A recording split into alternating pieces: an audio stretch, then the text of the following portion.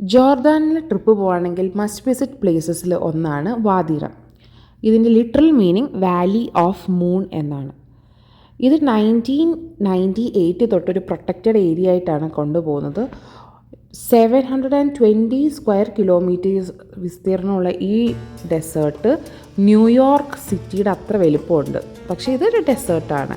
ഇവിടെ വളരെ കുറച്ച് ആൾക്കാർ താമസിക്കുന്നുള്ളൂ, അതും ബതുക്കളാണ്. എന്ന് പറഞ്ഞു കഴിഞ്ഞാൽ ഈ ആടുകളെ മേയിച്ചൊക്കെ നടക്കുന്ന നൊമാഡ്സ് പോലെയുള്ളവർ. അവർ ജസ്റ്റ് ഒരു ടെൻറ്റ് കെട്ടി താമസിക്കുകയാണ് അവർ ചെയ്യുക. ഇത് ഖസാലി കാനിയോൺ ആണ്.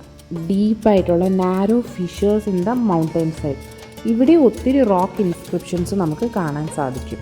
ഇതുപോലെ നിരവധി പെട്രോഗ്ലിപ്സസ് ഉണ്ട്, സ്റ്റോൺ ഏജ് മുതലുള്ളത് ഇവിടെ പലയിടങ്ങളിലായിട്ട്. എനോമസ് ആയിട്ടുള്ള rock formations, ripple sand dunes and clear sky, ഇതെല്ലാം നമുക്കൊരു ഫെയറി ടെയിൽ വൈബാണ് തരിക. ഇവിടെ ഇത്ര ഡ്രമാറ്റിക് ആക്കുന്നതിൽ ഒരു പങ്ക് അയേൺ ഓക്സൈഡ് കണ്ടൻറ്റ് കൂടുതലുള്ള ഇവിടുത്തെ മണൽത്തരികൾക്കും കൂടിയാണ്.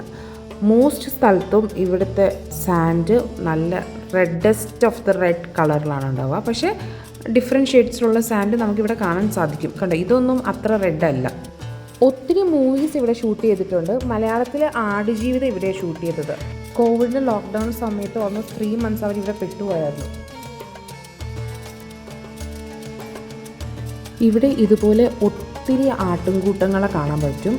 മിക്കവരും ബതുക്കൾ തന്നെയാണ് നോക്കുക. നമുക്ക് അത്ഭുതം തോന്നും, ചെറിയ കുട്ടികൾ, ഗേൾസും ബോയ്സും ഒക്കെ ഈ ആട് മേയ്ക്കാനൊക്കെ നടക്കുന്നത് കാണുമ്പം. ആട് മാത്രമല്ല, ഒട്ടകം, കുതിര, കഴുത ഒക്കെയുണ്ട്. പിന്നെ ഈ ആടുകൾക്കൊക്കെ പ്രൊട്ടക്റ്റ് ചെയ്യാൻ വേണ്ടിയിട്ട് വേട്ടനായ്ക്കളുണ്ട് അവർക്ക് ബോഡി ഗാർഡായിട്ട്. ഇത് ഇവിടുത്തെ ഫേമസ് റോക്ക് ബ്രിഡ്ജാണ്. ട്രെക്കിംഗ് ഒക്കെ അറിയുന്നവർക്ക് അത് വലിഞ്ഞ് കയറി കഴിഞ്ഞ് കഴിഞ്ഞാൽ കിടിലം വ്യൂ ആണ്. മിഡിൽ ഈസ്റ്റിലെ തന്നെ one of the best place for trekking and hiking ആണ് വാദി റം. മറ്റൊരു പ്രധാന കാര്യം ഇവിടുത്തെ ടെമ്പറേച്ചറാണ്. ഒത്തിരി മല കയറാനും മണലിലൂടെ നടക്കാനൊക്കെ ബുദ്ധിമുട്ടുണ്ടെങ്കിലും ടെമ്പറേച്ചർ എപ്പോഴും നമുക്ക് കംഫർട്ടബിൾ ആയിരിക്കും. സാൻഡ് സ്റ്റോൺസിലൊക്കെ തട്ടിയിട്ട് നല്ല തണുത്ത കാറ്റുണ്ട് എപ്പോഴും ഇവിടെ.